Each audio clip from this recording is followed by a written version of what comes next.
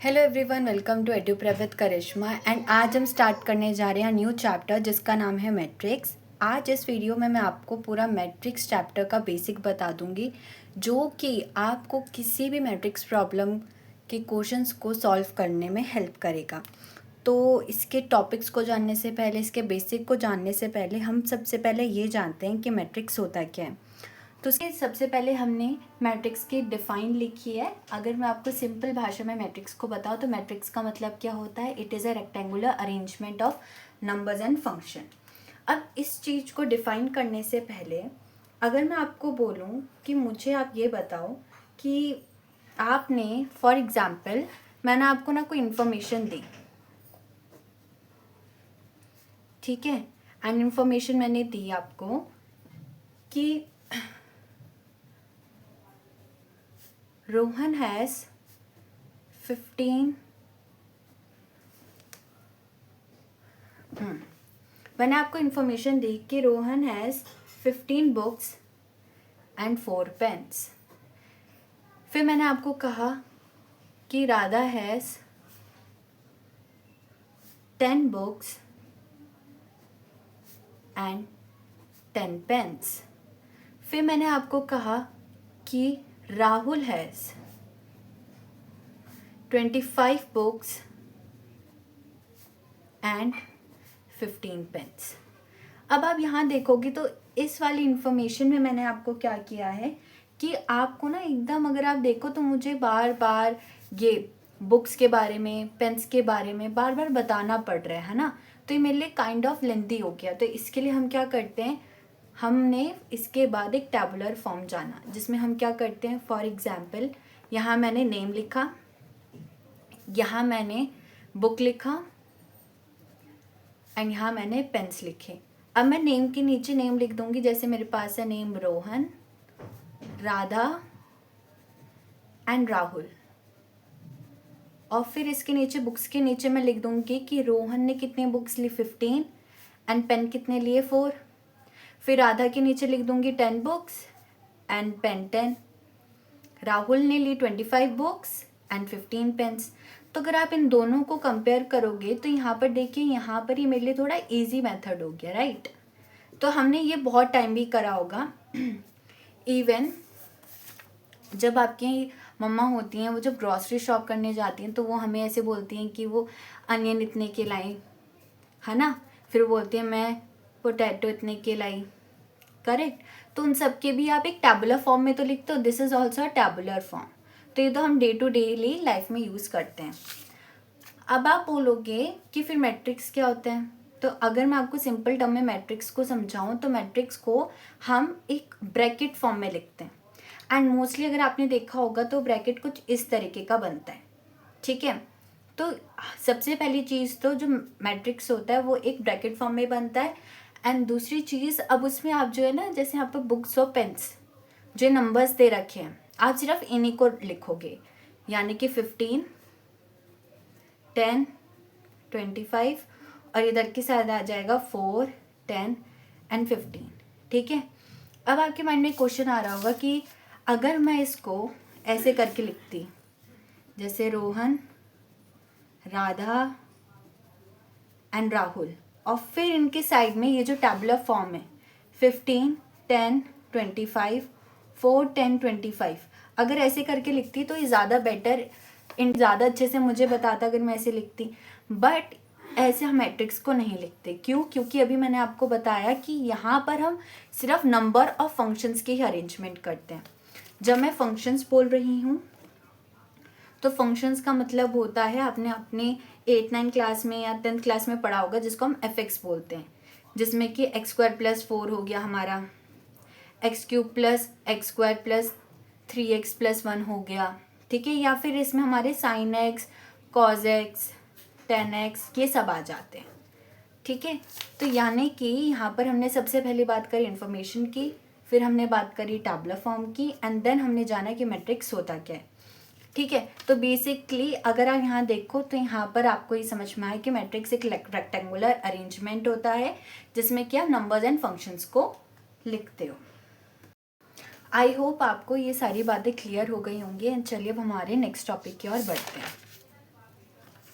हम जानते हैं बेसिक्स ऑफ मैट्रिक्स। सबसे पहले मैंने आपको ये बता दी कि मैट्रिक्स होता क्या है।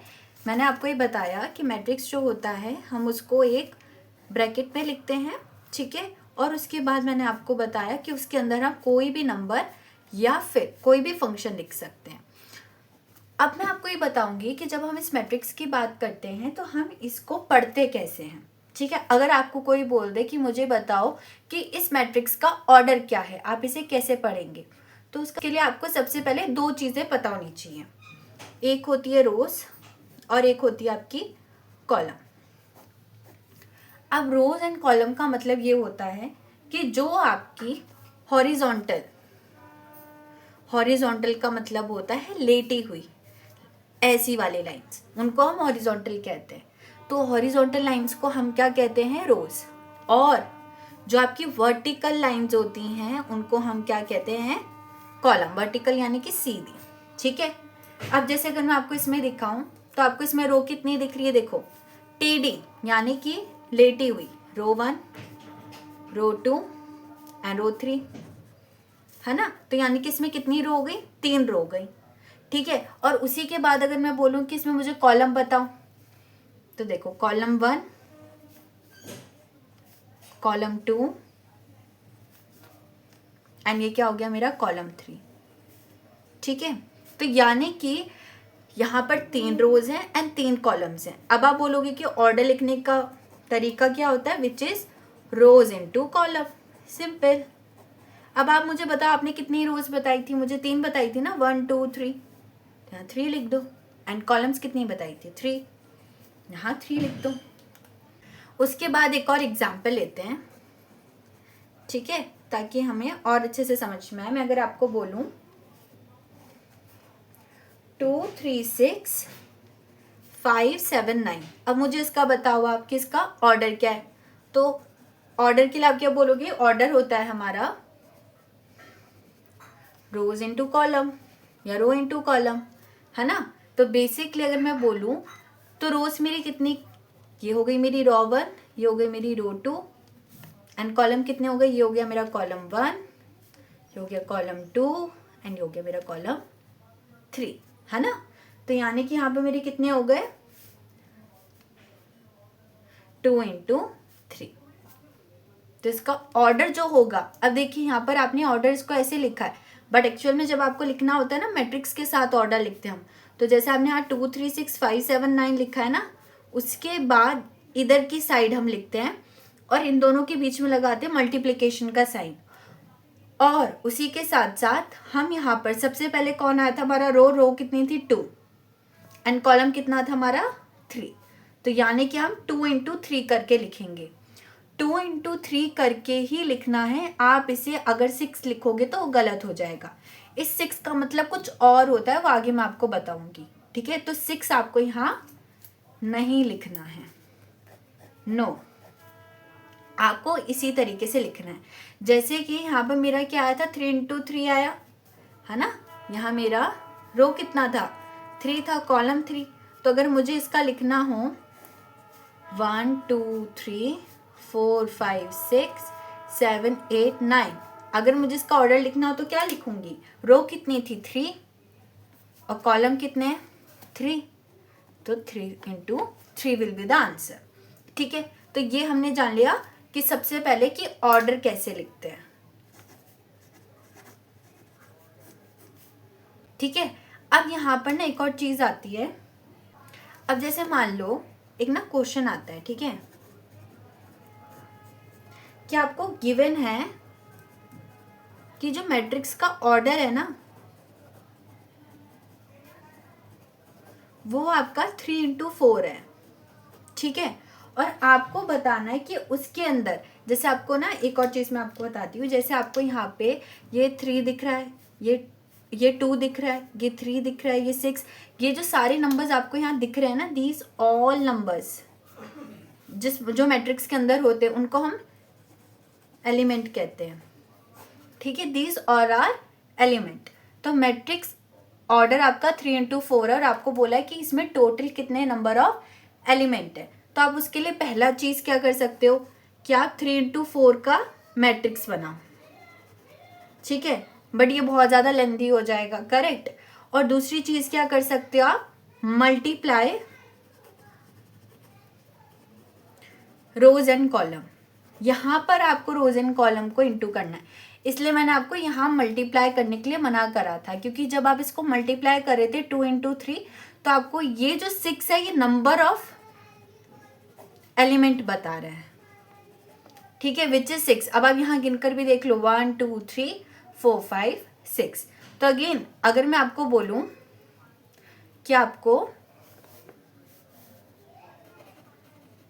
नंबर ऑफ एलिमेंट बताना है, तो वो क्या होता है, रोज इंटू कॉलम, ठीक है, विच इज रोज कितनी थी आपकी 3 × 4 विच इज 12, ठीक है। ये तो हो गई पहली चीज। और दूसरी चीज क्या बताई थी मैंने, मैट्रिक्स ऑर्डर, जो कि आपका क्या होता है, रो को आप मान लो m, ठीक है, इंटू कॉलम को भी आप मान लो n, तो यानी कि m × n। इनको मल्टीप्लाई नहीं करना है, जब एलिमेंट निकालने हो तब मल्टीप्लाई करेंगे, ठीक है। I hope it's clear to you. चलिए, तो आई होप आपको यहाँ तक इतनी बात समझ में आ गई होगी कि हमारा ऑर्डर क्या होता है, सबसे पहली बात है ना, कि हम ऑर्डर कैसे लिखते हैं, और दूसरी बात नंबर ऑफ एलिमेंट कैसे लिखते हैं। अब हम आगे बढ़ते हैं, हमारा जो थर्ड टॉपिक है उसको हम करते हैं, जिसका नाम है नेम ऑफ एलिमेंट्स। अब आपको ना इन एलिमेंट्स के बारे में भी क्या जानने की ज़रूरत है, कि इन एलिमेंट्स के, हर एक एलिमेंट्स के, फॉर एग्जाम्पल अगर मैं आपको बोलूं कि मेरे पास कोई 3 × 4 का, ठीक है, कोई मैट्रिक्स है। अब आप मुझे बताओ कि इसके A12 में कौन सा नंबर होगा, तो आप मुझे बता पाओगे। या अगर मैं आपको बोलूं कि इसके 2 में कौन सा नंबर होगा, आप मुझे बता पाओगे। उसके लिए, उसको बताने के लिए सबसे पहले तो आपको ये पता होना चाहिए ना कि 3 4 का आपका मैट्रिक्स कैसे बनता है, फर्स्ट थिंग। उसके बाद आपको पता होना चाहिए कि ये A22 और A12 ये दोनों चीज़ें हैं क्या। तो एक एक करके हम इन चीज़ों को देखते हैं। सबसे पहले हम समझते हैं कि अगर मुझे 3 × 4 का मैट्रिक्स बनाना है तो कैसे बनेगा, ठीक है। तो सबसे पहले तो मेरी कितनी रोज होंगी, 3, 1 2 3, ठीक है। इसको थोड़ा लंबा बना देते हैं और यहाँ मैं लिख दूंगी 3 × 4। अब मुझे पता है मुझे हम 12 चीज़ें डालनी है, ठीक है। तो मैं काम करती हूँ, मैं यहाँ ना 12 ऐसे करके 2 3 4।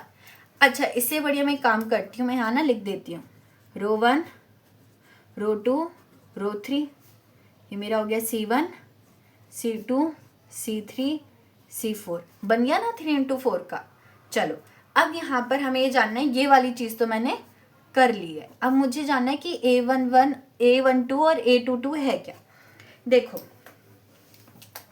जब मैं बात कर रही हूँ A12 की ना, तो इसका मतलब क्या है कि A इज़ अ नंबर या फंक्शन जिसका जो ऑर्डर है वो 1 2 है। 1 2 का मतलब क्या है, 1 जो है वो मेरा रो है और 2 मेरा कॉलम है, सिंपल है ना। यही तो मतलब हुआ A12 का। यानी कि अगर मैं बोलूँ, अब इन नंबर्स को भूल जाओ, ठीक है, इन नंबर्स को भूल जाओ और मुझे बताओ कि अगर मेरे सारे नंबर्स A हैं, ठीक है, A A A A, अभी मैं सिर्फ फर्स्ट रो की बात कर रही हूँ, तो पहले रो आता है। तो यहाँ पर मेरा कौन सा रो है, अभी मेरा पहला रो चल रहा है, और ये कौन सी कॉलम है मेरी, पहली। तो अभी ऑर्डर लिखना होगा तो पहली रो पहली कॉलम, ठीक है। फिर उसके बाद नेक्स्ट पे आओ,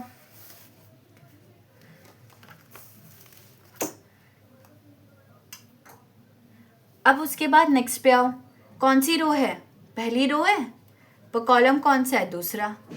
अभी कौन सी रो चल रही है, पहली चल रही है जी, पर रो कौन सी है, तीसरी। यहाँ पर पहला रो चौथा कॉलम। अब यहाँ देखो, अब अगेन यहाँ पर A नंबर की ही मैं बात कर रही हूँ, मैंने A नंबर लेट कर लिया है, ठीक है।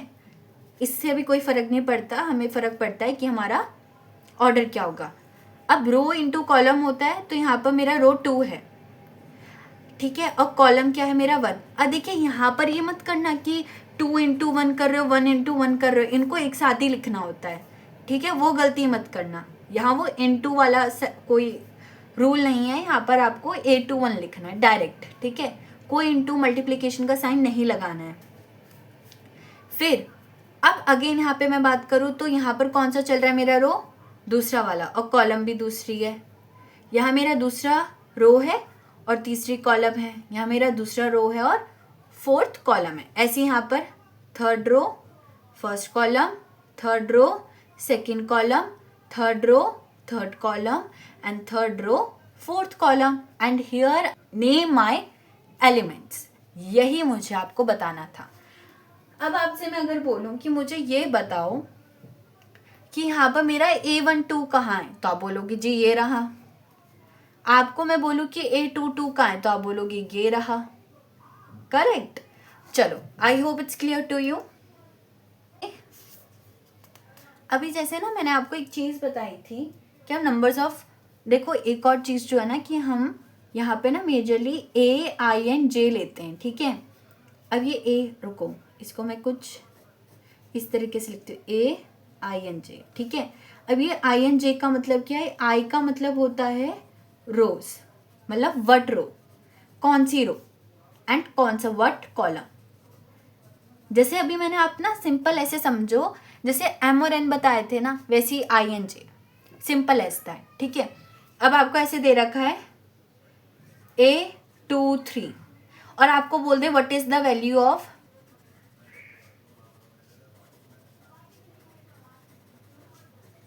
I एंड J, ठीक है। तो आप बोलोगे I भाई हमारा क्या है, I is equals to 2 and J is equals to 3। Simple. ऐसी I एंड J से बोल दे कि MN में बताओ तो M आपका 2 हो जाएगा और N आपका 3 हो जाएगा, है ना। तो ये सारी चीज़ें हमारी इसमें आती हैं। आई होप ये भी आपको एकदम अच्छे से क्लियर होगा। चलिए अब हम जानते हैं टाइप्स ऑफ मैट्रिक्स, एंड ये बहुत ज़्यादा इंपॉर्टेंट है और उसी के साथ साथ इतना ईजी है कि अभी मैं आपको समझाऊंगी और आपको सबका ना डिफ्रेंसिएशन पता चल जाएगा कि कौन क्यों अलग है किसी से। बस आपको क्या करना है कि आपको मेरी बात ढंग से सुननी है और सुनने के बाद आप इन नोट्स को लिख लेना, ठीक है। बड़े नोट्स नहीं लिखने, एकदम क्रिस्प में छोटा छोटा लिखना है कि आप जब पढ़ो तो आपको समझ में आ जाए। सबसे पहले बात करते हैं हम रो मैट्रिक्स की, ठीक है।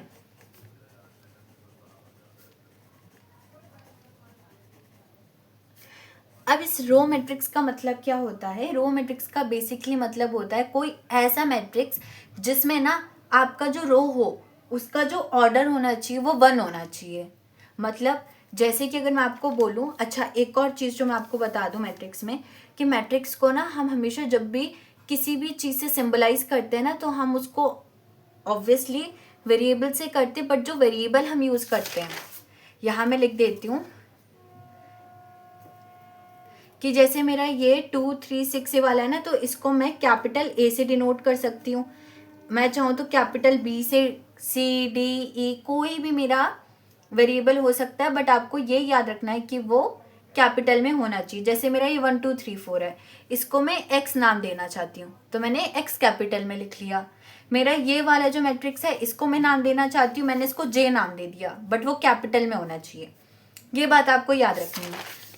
तो यहाँ पर मैं आपको बता रही थी रो मैट्रिक्स के बारे में, और मैं कह रही थी कि मान लीजिए मेरे पास एक A मैट्रिक्स है जो कि है 1 2 3, बस पहले इतने का लेते हैं।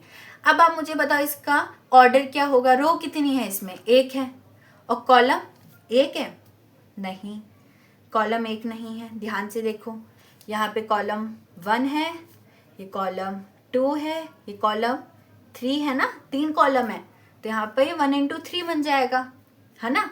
ऐसे ही मैं एक और एग्जाम्पल देती हूँ,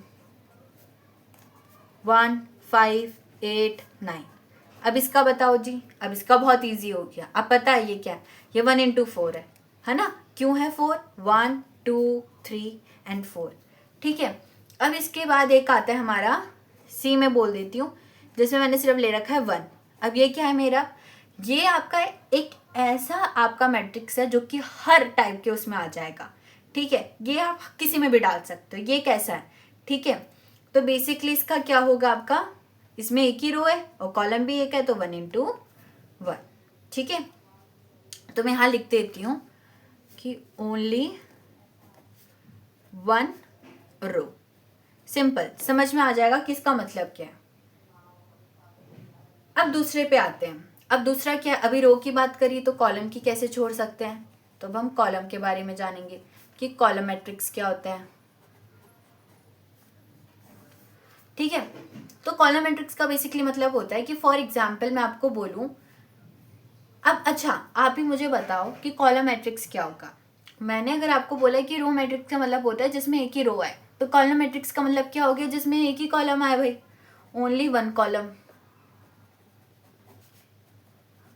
है ना। जैसे कि फॉर एग्जाम्पल अगर मैं आपको बोलूं कि मैं ऐसे बोल रही हूँ A इज इक्वल्स टू 1 2 3, ठीक है। अब मुझे बताओ इसमें रोज कितनी है, अब देखना ध्यान से देखना है, रोज 3 हो गई हैं आपकी, रो 1 रो 2 एंड रो 3, और यहीं पर आपका कॉलम कितना हो गया, ये पूरा एक ही तो कॉलम है C, तो यहाँ पर ये 3 into 1 बन गया, हो गया ना आपका एक कॉलम।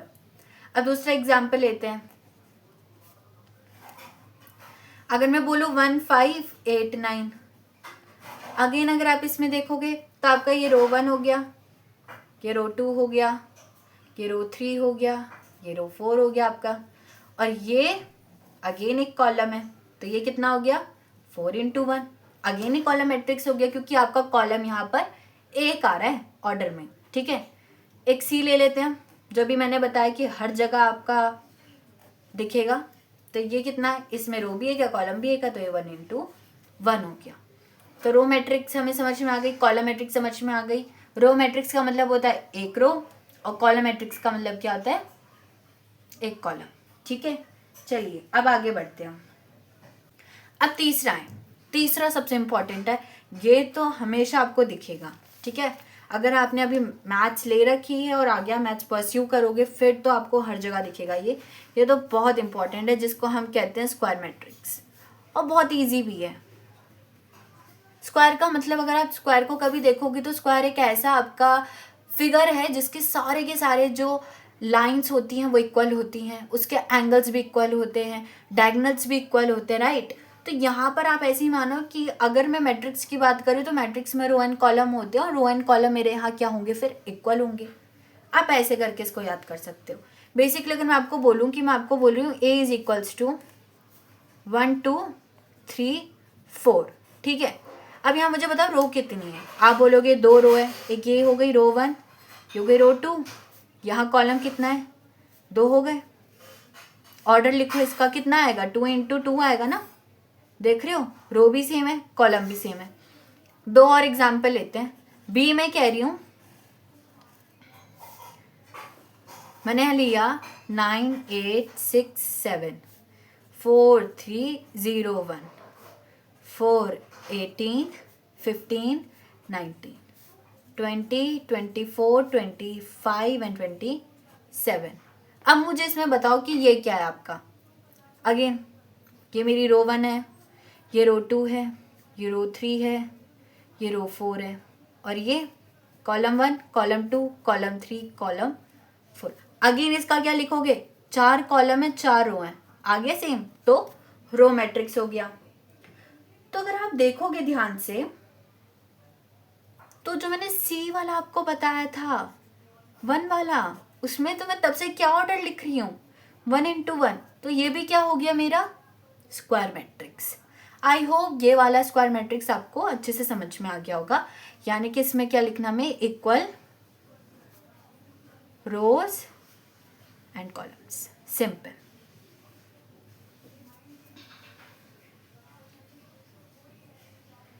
अब एक ना चीज मैं आपको बताना चाहती हूँ कि जैसे ना मैं यहाँ पर क्या कर रही हूँ,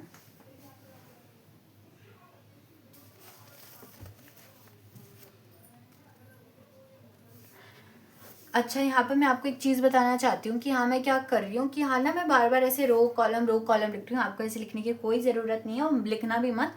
थोड़ा सा भी प्रैक्टिस नहीं होगी तो 2-3 बार लिखोगे, ये नोट्स लिखने के बाद तो आपको आदत ही पड़ जाएगी। और कोशिश करना कि खुद को ना आप ऐसे पूछो कि ये मेरा कौन सा एलिमेंट है, इसका क्या ऑर्डर होगा, या फिर मेरा इसका क्या ऑर्डर होगा। ठीक है, ऐसे करोगे तो वो आपके लिए और इजी रहेगा। अब उसके बाद नेक्स्ट उस पर आते हैं हम, जो कि है हमारा डायगोनल मैट्रिक्स। ठीक है, अब डायगोनल मैट्रिक्स क्या होता है, याद रखना। पहली कंडीशन, ये कंडीशंस बता रही हूँ, और दो कंडीशन है कि स्क्वायर मैट्रिक्स होना चाहिए। ठीक है, और जो डायगोनल्स होंगे ना, उनमें हमारे मेन एलिमेंट्स होंगे। मतलब समझाती हूँ। पहले जैसे स्क्वायर मैट्रिक्स की अगर मैं बात करूँ, स्क्वायर मैट्रिक्स में मैंने बोला कि मेरे पास है 4 6 9 10 22 13 14 18 15। इसका बताओगे तो 3 इंटू 3 है। अब इसका डायगोनल ऐसे भी आ सकता है, ऐसे भी आ सकता है। अभी मैं ऐसे वाला ले रही हूँ। ठीक है, ये डायगोनल है। ठीक है, और यहाँ पर अगर आप देखो तो मेरे पास बाकी नंबर्स भी हैं। तो अभी तो ये सिर्फ स्क्वायर मैट्रिक्स है। ठीक है, डायगोनल मैट्रिक्स कब बनेगा ये, जब मैं ये 4 22 15 मुझे दिया तो हो, लेकिन जो मेरे बाकी एलिमेंट्स हैं वहां क्या लिखा हो, 0। क्या लिखा हो, 0। ठीक है, तब आप देखोगे तो एक डायगोनल में मेरे मेन एलिमेंट्स दिख रहे हैं। और ये है कितने ऑर्डर का, 3 इंटू 3 का। यानी कि है तो मेरा ये स्क्वायर, लेकिन जो मेरे मेन एलिमेंट्स हैं वो मेरे डायगोनल पे। ठीक है, इतना क्लियर हुआ। एक ये एग्जाम्पल दे दिया मैंने आपको, ए। ठीक है, अभी तो ये सिर्फ एक स्क्वायर मैट्रिक्स है। और ये क्या हो गया मेरा डायगोनल। ठीक है, अब एक और एग्जाम्पल लेते हैं। b is equals to 2 7 0 0। ये डायगोनल जा रहे हैं, यहाँ से दिख रहा है आपको, ये डायगोनल मैट्रिक्स हो गया। सी जी ले लो वही 1, ये हर जगह आपको दिख जाएगा। ये भी आपका एक डायगोनल मैट्रिक्स का एग्जाम्पल है। कोई ना और सा नंबर लेना है तो ले लो, 9 ले लो। ठीक है, समझ में आ गया।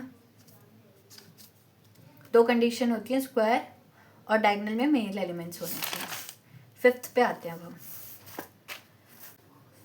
अब फिफ्थ है हमारा स्केलर मैट्रिक्स। ठीक है, अब स्केलर मैट्रिक्स की 3 कंडीशन होती हैं, या फिर मैं आपको 2 ही बताऊं।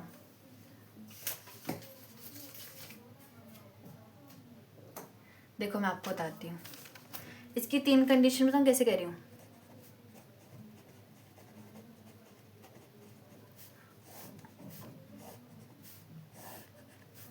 पहले तो होगा स्क्वायर मैट्रिक्स, दूसरा होगा डायगोनल, यानी कि इसमें भी हम डायगोनल्स की ही बात करते हैं। बट तीसरा क्या है ऐसा, तीसरा है सेम नंबर्स। ठीक है, और ये जो सेम नंबर है ना,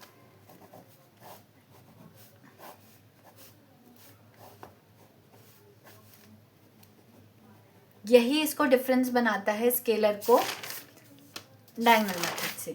ठीक है, एग्जाम्पल देखते हैं।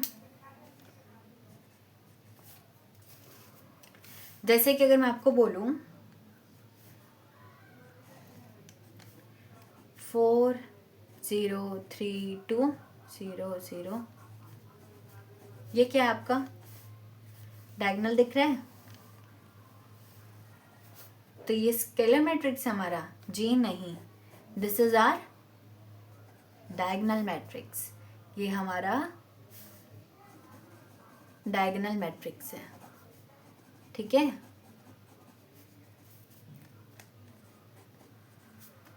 तो हमारा फिर स्केलर मैट्रिक्स क्या होगा,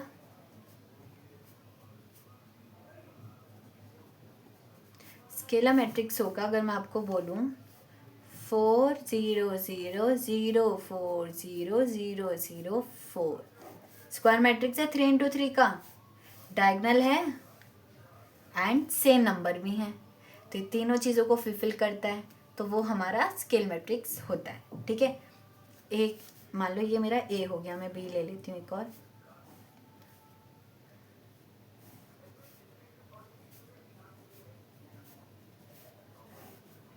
नाइन ले लेती हूँ, 4 बार बार हो रहा है।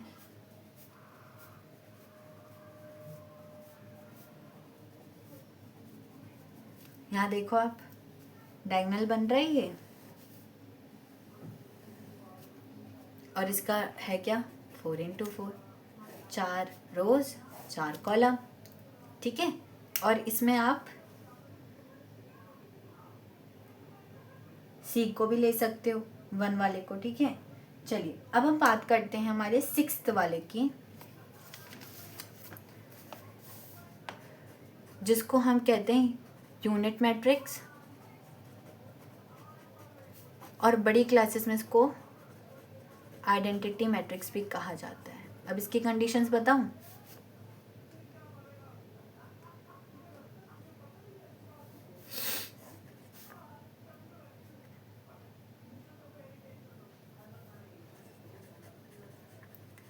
पहली कंडीशन स्क्वायर मैट्रिक्स होना चाहिए।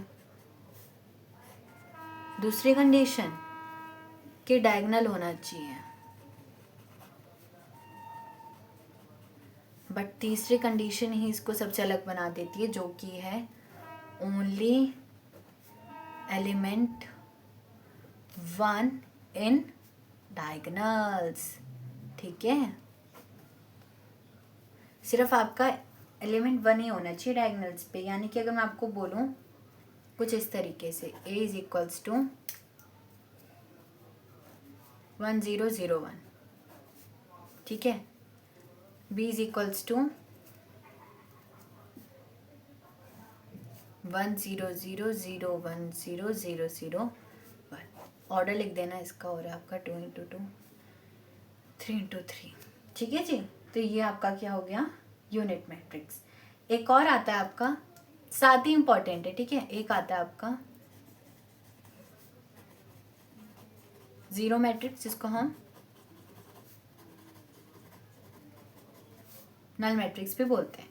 इसमें क्या होता है, इसमें ना नो ऑर्डर, नो ऑर्डर का मतलब है नो स्क्वायर मैट्रिक्स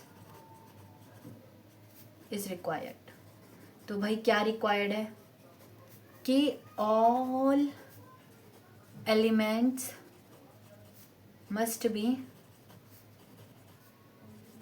0, कि सारे एलिमेंट्स 0 होने चाहिए। जैसे कि मैं ए की बात करूं,